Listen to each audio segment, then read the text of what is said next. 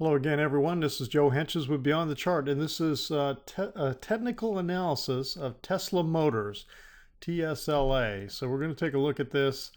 A fascinating company. I just did Solar City, and of course this is one that Elon Musk is, I believe, chairman and CEO of Tesla Motors. I've watched some fascinating videos this weekend, all on YouTube, about him and his history and all that type of thing. Is just great stuff. So anyway, let's go ahead and look at this. Tesla has been trading since July 2010. And I believe that on a weekly basis, we've got 5 waves up here. Let me get rid of this for a minute. And some of these waves are a little clearer on the daily, but I think we've got one. Now, the interesting thing, 2 could almost be stretched out into some kind of complex sideways correction, but I think the first move is here. And then I think we have a minor wave that's kind of a leading expanding diagonal, which is for the first wave of the minor wave, then a minor wave 2, 3, flat, running flat 4, and to complete the intermediate wave 3. So here's intermediate wave 1, intermediate wave 2, a strong 3, pullback 4, and then we complete the first primary wave 1 here. So really, this looks like the first move here for Tesla. From here to here is the first major impulsive move. Now, so typically what you're going to do is you're going to correct that impulsive move. And so let's look to see how far we've corrected at this point. Now, this is all semi-log. Okay, so it's a little deceiving sometimes. But we haven't even corrected. This first line is 23%. It's not showing up because of the distance on the chart. This is 23.6% retracement. This is 38.2%. This is 50%. And this is 61.8% of this entire move. Okay.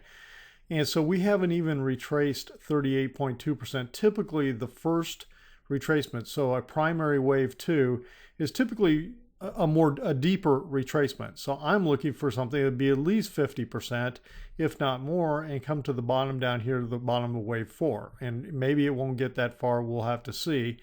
Let's take a look at some of the indicators.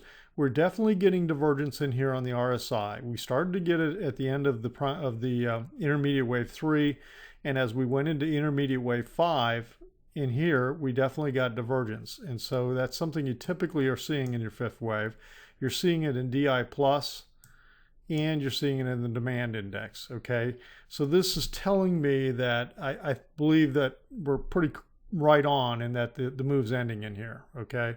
So now what kind of corrective action going on? And the thing is, you know, with corrective action, corrective waves, they can be simple, complex, go on and on. So my best assessment is I think we've got a wave A down. I think we've got minor wave 1, 2, 3, some kind of triangular wave 4, which is usually the triangular occur at wave 4, and then the sharp wave 5 down. So now we have an A, B, C, 3 wave up B, and because B did not go all the way back to the beginning of A, okay, I think we're doing a zigzag. And also because we have 5 waves, I think we have a zigzag.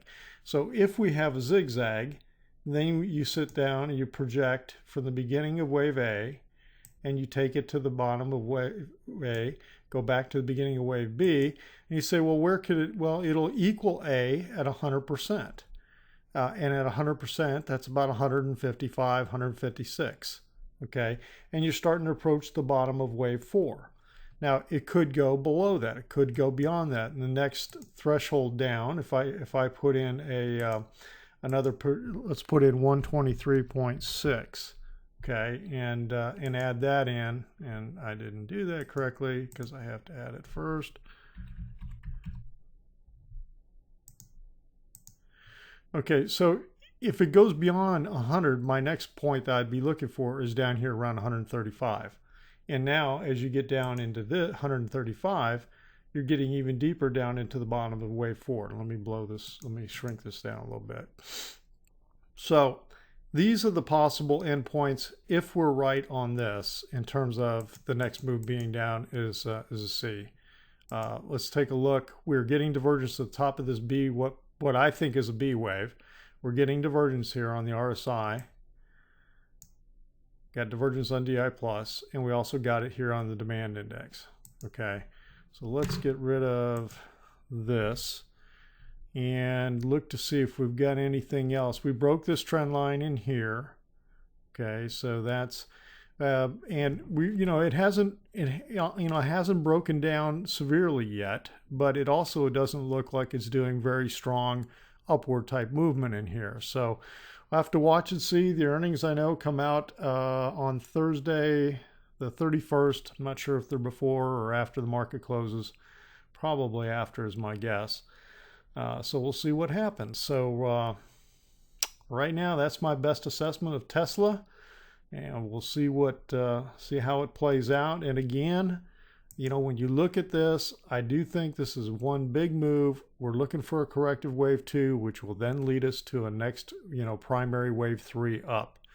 So it's in one big rally mode, but right now we're looking for the correction. All right, this has been Joe for Beyond the Chart. If you found the video helpful in any way, please share it on Twitter, on Facebook, and everywhere else, and send it to your friends.